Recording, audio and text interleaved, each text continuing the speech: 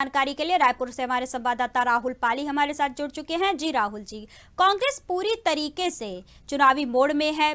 प्रत्याशियों के नाम तय करने के लिए दिल्ली में स्क्रीनिंग कमेटी की बैठक होने वाली है।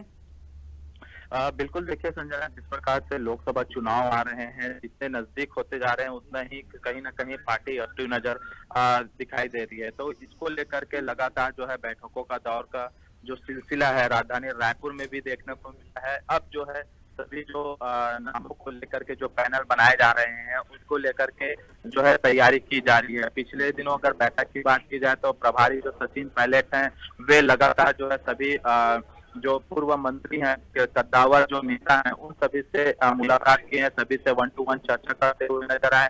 इसके साथ ही प्रत्याशियों को लेकर के जो है प्रदेश में कौन ऐसे नेता होंगे जो जमीनी स्तर से और जो जनता के बीच में और जो जनता को जो लुभा सकते हैं, उन सभी को लेकर के चर्चा की गई है। और उन सभी में देखा गया कि कई नामों को लेकर के यहाँ पे चर्चा किया गया था, जिसमें पूर्व मुख्यमंत्री भूपेश बघेल के भी नामों को लेकर के यहाँ पे शामिल किया गया था। इसमें देखा गया था कि तमाम जो नेता हैं वे जो जमीनी स्तर है और जो सांसद की जो चुनाव है, आने वाले जो लोकसभा चुनाव है उनकी जो है तैयारी में जुटे हुए हैं, उनको लेकर के चर्चा की गई थी। तो इसी को लेकर के जो है आज जो है दीपक बैज जो पीसीसी चीफ है वे दिल्ली रवाना हो चुके हैं।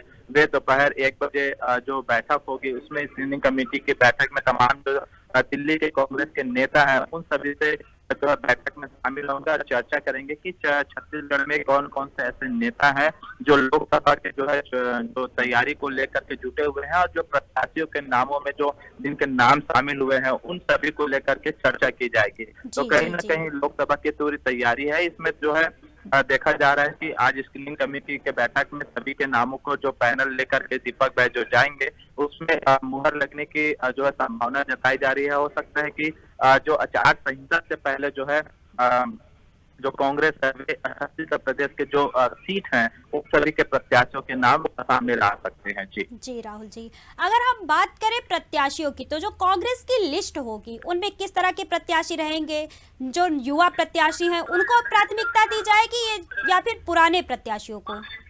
देखिए 2000 जो 23 के चुनाव विधानसभा उसमें कांग्रेस को कहीं ना कहीं करारी हार का सामना करना पड़ा है। इस कारण से अब देखा जा रहा है कि लोकसभा की जो तैयारी है छत्तीसगढ़ प्रदेश में जो है ऐसे नेता को वहाँ पे शामिल किया जा रहा है जो दमदार नेता हो, जो जमीनी स्तर से जुड़ा हो और कार्यकर्ताओं के बीच में कहीं ना कहीं उनके जो समन्वय है, जो सामंजस्य वे बना हुआ हो। ऐसे नेताओं को यहाँ पे नामों पर सहमति बनाई जा सकती है कांग्रेस के द्वारा।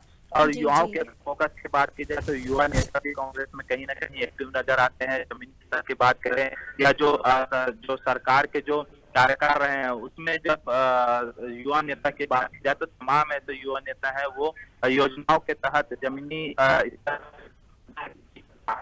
तो उनको नामों को भी शामिल किया जा सकता है। अभी जो सूत्रों से हवाले से जो खबर मिली उसमें यही कहा जा रहा था कि जो पूर्व मुख्यमंत्री भूपेश बघेल हैं उनको यहाँ पे बड़ी जिम्मेदारी दे जा सकती है। इसके साथ ही जो राजनांदगांव जो लोकसभा सीट है उनसे उसको उतारा जा सकता है। तो कहीं ना कहीं ये भी नाम एक बड़ा नाम है और बड़ा चेहरा है। वो मुख्यमंत्री रहे हैं, प्रदेश अध्यक्ष रहे हैं, इनके साथ ही जो तमाम जो कांग्रेस के कमान है उनको संभाले हुए नजर आ रहे थे। इसको लेकर के भी चर्चा की जाए। जो पुराने जो नेता है, पुराने जो अभी सांसद है कांग्रेस के, उनको भी कहीं ना कहीं रिपीट किया जा सकता है। तो कहीं ना कहीं यहाँ कहा जा सकता है कि युवाओं के साथ साथ में जो कद्दावर जो नेता है उन सभी पर जो है कांग्रेस फोकस कर रही है। छत्तीसगढ़ में जो है जो लोकसभा की जो सीट है उनको जीतने की पूरी तैयारी में जुट चुकी है और नामों को लेकर के एकदम ऐसे एक्टिव जो नाम है उनको शामिल किया जाएगा जिससे जो है लोकसभा सीट को जीता जा सके। जी, जिस प्रकार से देखा गया था कि विधानसभा चुनाव में हार के बाद पार्टी में काफी कुछ परिवर्तन किए गए थे, इन परिवर्तनों का लोकसभा चुनाव में क्या कुछ असर हो सकता है? बिल्कुल देखिए, जब 2023 के जब चुनाव हुए थे उसमें विधानसभा चुनाव होने के बाद में देखा गया कि कई जो नेता हैं, कई जो कांग्रेस के जो कार्यकर्ता हैं उनके जो अंदर कला की जो बात सामने है वो प्रत्यक्ष रूप से देखने को मिली थी। क्योंकि देखा गया था कि जो विधायक रहे हैं, पूर्व विधायक रहे हैं, उन्होंने कई गंभीर आरोप पार्टी कद्दावर नेताओं के बीच में लगाए थे, पूर्व मंत्री हैं उनके बीच में लगाया था, तो कहीं ना कहीं इसका खामियाजा कांग्रेस को भुगतना पड़ सकता है। ये जी भी जी। देखा गया कि जो कांग्रेस के जो नेता हैं वे बीजेपी में शामिल हो गए। कई जो नेता हैं उन्होंने इस्तीफे का दौर जो है जारी किया, तो कहीं ना कहीं अगर उनसे इस्तीफे की बात की जाए या नेताओं के जो दल बदल की बात की जाए, उससे कहीं ना कहीं कांग्रेस पार्टी को काफी प्रभाव पड़ेगा। लेकिन इस प्रकार से कांग्रेस पार्टी कह रही है कि जो सभी से सामंजस्य बनाने की स्थिति है और आने वाले समय में जो लोकसभा चुनाव है उसमें सभी मिलजुल कर जो है चुनाव लड़ने की तैयारी में है, तो यह देखना होगा कि इसमें कितना जो है फर्क पड़ेगा और लोकसभा की जो सीट है उसमें कितना सीट कांग्रेस के जरिए यहाँ पे लाया जा सकता है। उसके बाद जी ही जी। समझ में आएगा कि बाकी में जो है अंतकलह और जो बगावत की बात थी उसमें कितना फर्क रहा, उसमें भी कांग्रेस को कहीं ना कहीं काफी फर्क पड़ सकता है। जी जी, इस पूरे खबर पर अधिक जानकारी देने के लिए आपका बहुत बहुत धन्यवाद।